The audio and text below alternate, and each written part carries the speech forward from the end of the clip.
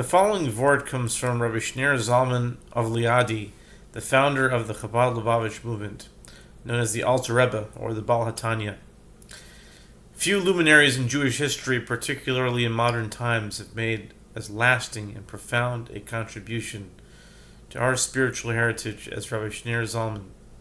His works embrace the entire spectrum of Jewish thought: mysticism, philosophy, psychology, ethics, and law, and represent an expression of unparalleled creative genius. The substance of Rabbi Shneur Zalman's teachings can be found in his major contribution to rabbinic literature, the Likutei Amarim, better known as the Tanya. After the first word of this exposition, it contains a concise outline of his philosophical system as a way of life and attests to his vast knowledge and the depth of his understanding and mastery of both the exoteric and esoteric teachings of our sages. His major work on Torah is called Torah Or, and this Vort was taken from this sefer. In fact, tonight actually is his yahrzeit, the 24th of Tevis, and so I thought what better time it would be to say the Vort. And it happened to have been Parshah's Vaera during the week of his passing. The Alter Rebbe brings to our attention the very first sign, even before the 10 plagues, that God had Moshe and Aaron perform before Paro and his court to demonstrate God's power and to initiate the redemption from slavery in Egypt. This was the famous event of casting the staff down and turning it into a snake. Then Paro's magicians did likewise, only to find that their staffs, or snakes, being swallowed by the other staff, /snake of Aaron. The Alter Rebbe explains to us the reason that this was the very first sign, even before all of the Makos, all of the plagues, by bringing a passage in the Talmud, Psachim 119a, that expounds on the verse, V'nitzalu es Mitzrayim, and they emptied or despoiled the Egyptians.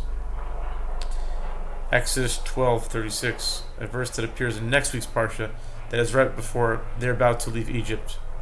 And they emptied Egypt of their gold and silver. Rabbi Shimon ben Lakish illustrated this as a vast sea with no fish in it. That's how empty the Egyptians were. What is the meaning of this? In the way of the classical Hasidic thought, the Rebbe explains, this emptying was a process of Israel rectifying Egypt by gathering all the nitzotzos, the sparks, the fragments of spiritual essence that fell down into the klipa, the husk or shell, metaphor for the impure or evil elements of this world, during what is referred to in Kabbalistic terminology as shviras hakelim, a metaphorical breaking of the vessels, which can be seen in simple terms as some type of spiritual corruption, destruction, or damage comparable to what happened as a consequence of the sin of Adam and Chava. It was Israel's purpose to empty Egypt of these sparks that were within the husk of Mitzrayim, the klipa of Mitzrayim, Egypt. In Hasidic and Kabbalistic thought, these sparks fell down not only into Egypt, but all over this physical world. And it is the task of the Chassid, the righteous person, to gather these sparks out of the klipa, the impure husks, as they're referred to, and bring them into the light.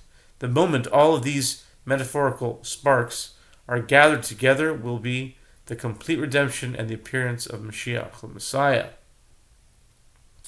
That fell down. Notice how the word for the staff, Moshe and Aaron, of Moshe and Aaron, is mateh, staff, as opposed to makel, a stick, or rod. The word mateh also actually means down, as in lamala lemata, lemateh. It means down. This explains very well why this staff or snake was the very first sign. It was a message that which had fallen down into Egypt had been collected, and it was now time for the children of Israel to move on. The first sign of the mateh, the staff, into the snake was followed by the 10 plagues and Israel's eventual exodus of Egypt. May the schluss of the Alter Rebbe Rabbi Shner Zalman Uliadi inspire us to gather the necessary sparks in our lives to bring about our personal and collective redemption. Have a great Shabbos.